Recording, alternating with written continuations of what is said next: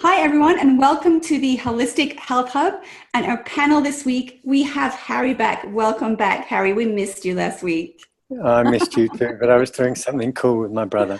So I'm the learning difficulty expert from Canberra.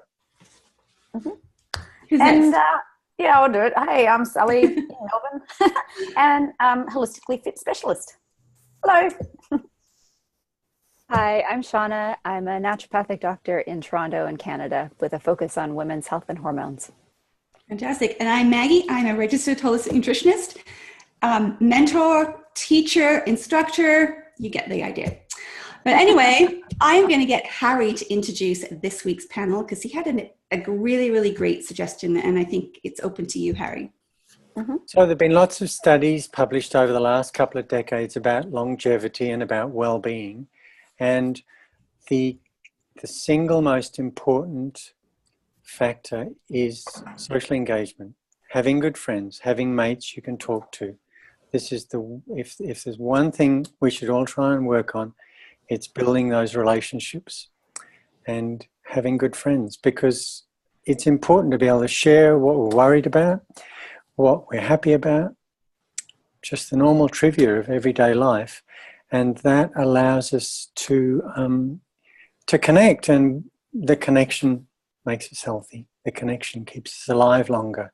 The connection defers disease. And there's been lots of studies that if you live on your own, you're going to die sooner, you're going to suffer earlier. So much better to have good mates, preferably in the bed with you every night. But if you haven't got that, then at the end of the phone or down the road or at work or wherever they are. Yeah. And so what happens if you, let's sort of go with the reverse for a little while. What happens if you don't have that? If you don't have that network of friends to rely on? I think that the little worries in daily life become bigger worries because you don't have anybody to share them to. You don't have anybody to bring you back to ground, to suggest solutions, to give you a hug, stuff like that. So they become big problems. And if you have big problems, you get sick. And it's so cathartic to bring it up and out. So communicating with people, just getting it literally off your chest. I mean, I would be lost with the last 7 years. I mean, it hasn't been easy going through a marriage breakup and whatever. But my friends, my girlfriends, soul sisters got me through. Absolutely. We've got each other's back. And it's this sisterhood thing it's really strong and powerful when you're going through tough stuff. I just downloading, even if you're going for a walk and blah, blah, blah, it's just you're bringing it up and out. You don't even have to talk about it. It's just having someone listen. So super important. I'd be lost without my friends. They up there next to family. That's absolutely the most important thing in my life. Totally. It's funny you should bring this up because I was talking to Sally yesterday and we had a really good chat.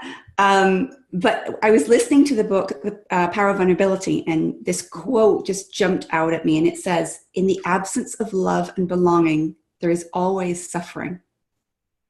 This is exactly what you're talking about, that if you don't have that connection, that belonging, you're just going to suffer. So it's funny that came up again today. Yeah, I mean, suffering in silence, it's not cool. And as Harry said, you get sick, like it does cause illness, hanging on to stuff and not letting it out. And that's what I mean, taking it up, using your throat chakra and bringing it out, just blaring it out. You know, I actually talk to myself sometimes, just to bring stuff out. Yeah, there was a Harvard study which came out recently, and they looked at multiple generations, analysed blood samples, brain scans, self-reported surveys, and they found that good, solid relationships are the biggest single predictor of future health and happiness. Oh, can you say that again? I love that. So they found that good relationships built on love are the biggest predictor of health and happiness in life. Ooh, love it. It's true. It's true. And it's it doesn't have to be, a boyfriend-girlfriend sort of relationship, just relationship with people, good quality, soulful people. It's just, can't beat it. I'm so passionate about it because it's kept me ticking along when my life has been really, really tricky. And I saw you pause there, Anya. Yeah. Do you want a bad word thrown in there? Yeah. Yeah, well, I'm trying to remain positive over the experiences, and take these 4 people right here. I mean, that's exactly what we have here. Harry's a relative latecomer, I guess, but Shauna and I have been friends not that long, but we've all been fast friends because we understand the value of honoring people and them honoring us and having that space to just go blah, and that they'll be there for you and not judge you and not criticize you, and you feel safe, right? Exactly. All on the same page. And or if not, you can have that discussion in a safe space. It's they're not. It's not antagonistic or like you can have with your spouse, who, case in point, does not have any friends whatsoever, and everything becomes just a slanging match because you're trying to get all this stuff out and work it out. They don't have anyone to talk to, so they're piling everything on you. So it's interesting. I couldn't imagine a life without friends. I couldn't do it. Yeah, very lonely. What do you reckon, Harry and Shauna? I think, Shauna, what do you reckon? Well, what I wanted to say was that I think that a lot of people are lonelier than they used to be. So I work with, mostly women, I would say, in their 30s who have, careers and kids, and their lives are so busy that their social connections seem to have dropped off. And I would agree that the loneliness and the lack of connection and the lack of people who really get where they are has a huge impact on their health. And that's often what brings them in to see me. And they don't recognize that this is a factor that's, as important as, how well they eat and how much they sleep is rebuilding those social connections again. Because, women in that age frame tend to put themselves last on the totem pole. And especially, these days life is so busy, and the connections that we have, just on social media are often not enough to really feed and fuel that. So, I think this is actually quite a big issue with many generations, not just as we age. Yeah, I've heard it, I think, in one of our mentorship groups, where we're more connected than ever, but we're less connected than ever, which really tells the day and age that we're in, because we're always available, we're always tuned in, but do we really have those connections that we think we have? More It's the quality. More it's the quality. Yeah. Yeah, more connected and less and more isolated. Yeah. Yeah. I mean, personally, I don't think I realized how isolated I was, because I talk to people every day. So I spend my entire day, hours and hours, talking and connecting with people. And I know that gives them good value, and it gives me a sense of service. But there's a level of connection that I was missing for a lot of years, which has been, amazing finding with you guys and, recognizing again, because I probably put myself in that group I was talking about before, of being super busy and lonely at the same time, which is a strange place to be when you talk all day. And you have to have that, and all of us as professionals in the field that we do, you have to have that separation, right? So when you have a client come in to see you, even if you feel that connection that in a different setting you would be friends, you can't go over that line. So there's that disconnect that I think, Sean, you were talking about the other day, that you have this connection with a client, but you can't overstep it. That's their role, that's your role, and that can also lead to being lonely. And you don't recognize it. That's true. My experience is that 1 in 100 maybe become friends. So you can still have that relationship, but you can always have the hug at the beginning or the end. Yeah. And that's nice. The only problem with us, and we know this, is the time difference now. Oh my goodness. Daylight saving Guys are in Australia. but we make it work, Maggie. I mean, Absolutely. with the technology, we're messenger, I'm driving the kids to school or whatever, and you go through the loudspeaker in the car. So you can make it work. And as I said before, it's the quality of the connection and the communication with people. So, yeah, you can talk to 1,000 people but not have that connection like we have a connection, because we're on the same page. We understand and respect each other and support each other and nurture each other. Everyone has bad days, good days, whatever, and going through different stuff, and just to throw ideas off or whatever, it just keeps me ticking along, keeps me happy, gives me joy and happiness. yeah. Mm-hmm. Imagine a life without joy and happiness. My Lord, it would be awful. It'd be dreadful. And, we all have a share of the dark days, and if you look at Eastern philosophy, they say, well, in a normal life, you have a share of good and you have a share of bad, like the yin and yang. You can't escape it. Oh, it's like being premenstrual, Harry. It's awful. Well, I'll take your word for that one. No, men go through that too. Men get their periods every month. They just don't physically get it. Do you know what I mean? I'm a true believer in that. Is that true, Shauna? Because I'm a firm believer in that. I don't know. I think men might be more affected by the moon, but I haven't seen any monthly cycles going on. Yeah. That'd be a good topic for a PhD. Yeah, that would be good. Yeah. I can see a good book title there. Sometimes you wonder. It's just like, even nowadays, men say whatever inappropriate thing that they need to say at some time during the month. It'd be interesting to sort of be able to flip the switch and say, oh, is it that time? Oh, okay. And see how I'm a firm believer in it. You start tracking yourself, Harry. Get your wife to trick you. Ask her, actually. See what Irma says. Okay. We'll do a bit of a research. I tell you what, I had a tough day yesterday, and as I mentioned on the messenger, I reckon there's something around Good Friday that's more often than not a tough day for me. We got our internet cut off, so I went into the panic and so on. But I just expect it's going to be not such a good day, and then if it's a good day, we're ahead. I think you're right, because I sillily went grocery shopping yesterday for like 2 things, and seriously, I walked in and I said, okay, what's going on? Is there a flood I don't know about? Like the amount, I don't know if you went yesterday, Shauna, but the amount of people that were in the grocery store, it was like they were going to starve.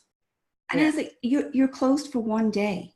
Yes. And you could see tempers rising. And I just thought, okay, what is the message about Easter again? Why are we getting all flustered and about getting, it's not particularly fresh, healthy food, right? We're talking like chips and beer, whatever it is. Okay. So is it the social gathering? Exactly what we're talking about, the friendship thing. Is it the social gathering thing that you're looking forward to and getting involved in? Or is it, how can I impress the people coming? So I've got to buy everything and freak out and panic and get this wonderful meal ready for them. And maybe that's the same thing that we're talking about today, is that if we just stopped and realized that, okay, whatever Easter means to you, but let's say it's connection, family, being together, do that. If you have everything else, great. If not, it's okay. Like, be nice to the other people in the store who were shopping with you that was lost yesterday. And I was just stunned. I couldn't believe what was going on. It wasn't even, it wasn't a Christmas. It wasn't a Thanksgiving. It was 1 day. It was Easter, Good Friday. Well, they're the 2 days of the year here that everything's closed. It's Good Friday and Christmas Day. And Christmas Day, Christmas Eve is even worse, because on top of the food, you've got the presents. And here, a lot of people go away for the weekend because it's the Friday and the Monday off. And so it's getting the food and having enough for the whole weekend. And then I suppose it's eggs as well. We don't do that anymore. But, it is that whole panic. And it's awful. I steer clear of the shops. I thought, I am now. I'm like, Easter Friday, I'm not going there. The cupboard will do. Like, that'll do. Like, but we live in an age now where we have refrigerators, we have freezers, we have ovens. So do you need to get it the day before? Again, that's what I like doing in our family. We don't necessarily have, or we don't actually have huge meals, like celebratory meals, that kind of thing. We're just home together and we do our things and we meet and we play board games, whatever it is. But it's more about that connection, that deep connection that we have with each other on that day than what can I get? What do I need to buy? So maybe that's just me. Maybe that's the way I grew up. You know, it was never a big thing. Oh, hot cross bun frenzy though. I don't do them here, but yeah, just so many posts on Facebook and whatever with homemade hot cross buns that did actually look awesome. I just don't eat them, but yeah. Well, yeah, and I buy Easter eggs, but I buy British Easter eggs, so I bought mine like weeks ago. The Belgian ones are better. Oh, they are. No. Not for my chocolates, Harry. When I was a childhood, we used to get an egg in a cup, like a chocolate Easter egg in a mug. Yeah. Every year you got a new mug because it was in a mug. Yeah. They don't do that anymore, but my childhood. Yeah. But I think we should bring that back. I think we should, foster that family, that connection more, over consumerism. But I'm probably in the minority. In some places in Europe, they paint the boiled eggs, don't they? Yeah, is that a Greek thing? Yeah, we dye them over here and that kind of thing. Yeah. Yeah. But yeah, I just, coming back to what we were talking about, just connection with everyone, I think I'm trying to imagine life without friends. I couldn't do it. And there must be people that don't have friends. How lonely would life be? The quality of life. Like, tough. It would be very, very difficult. Yeah. I wouldn't like it, that's for sure. No. I need to know there's somebody that I can call if I have a problem. Yeah. But it's not even if you have a problem. It's just, how's your day? That's like we do. How's your day, Possum? Yeah, good. Whatever. You're trudging through. How was school? Yeah, it was good. Yeah. Whatever. And like you were saying a while ago, laughter. Oh my goodness. I mean, we have a really good laugh before we record this. Usually laughter. That's what I would miss. I think I would miss the most is connecting with people and just having a really good chuckle, like a really good laugh. Yeah. So Sally's just used the word possum. What word would you use in that situation, Maggie and Shauna? For a good morning? No, it's a friendly way of referring to somebody you love. I don't know. I don't think there's an equivalent. No, in England, I don't know what we would use. Because you guys, I actually asked Sally this question the other day. I said, okay, what is this? Okay, love, hi, love. I'm like, I've never heard that before. She said, oh yeah, they say it in Australia. I'm like, I've never heard that before.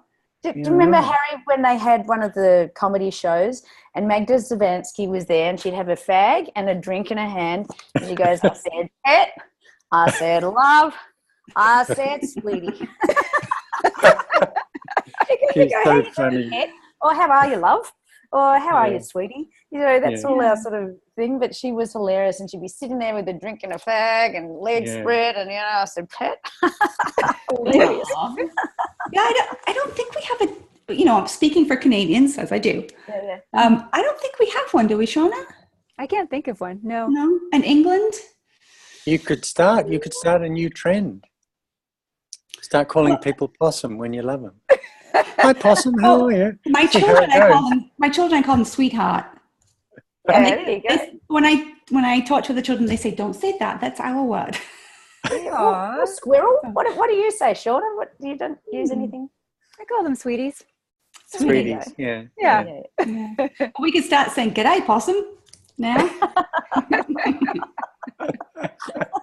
I don't like I don't know why, I don't gel with the love thing. I don't gel with that, hey, love. I'm like, and pet, it's a bit, how are you, pet? Lots of England, like Newcastle, they'd say, hiya, pet. That's what they would use, but no, I can't think of any. We're going to start saying possum. How good is this picture? We're all laughing, we're all connecting, and we're all just having fun, and shoulders are relaxed, posture's good. It's good, and it's good to see them. They weren't actually. Yes? Oh, sorry. There we go. Roll them back. Come on, Harry, roll them back. Hook in the head. You know, just across the road. That's hilarious. Friendship right there. Yeah, exactly. That is actually the perfect segment to end on. Yeah, totally. So if you've loved this video, we'd love you to share it. We'd love you to subscribe to our YouTube channel. If you'd like to write us a review, that would be amazing. Give us a thumbs up on Facebook. That would be awesome. And awesome possum. So we will see you again next week.